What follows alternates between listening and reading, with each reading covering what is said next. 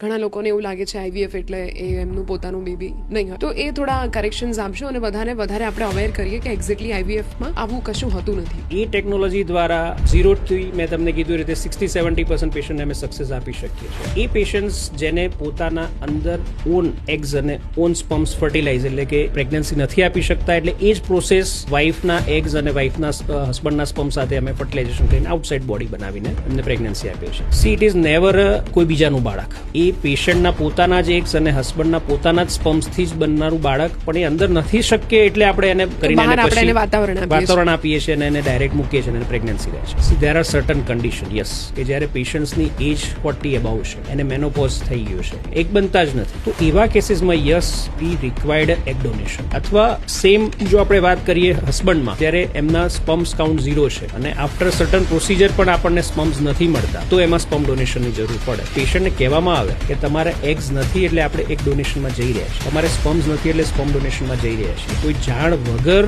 એમને genetic material બદલી દેવું, કોઈ બીજાના બીજ લઈ લેવા, કોઈ બીજાના સ્પમ્સ લઈ લેવા, it is not possible at all.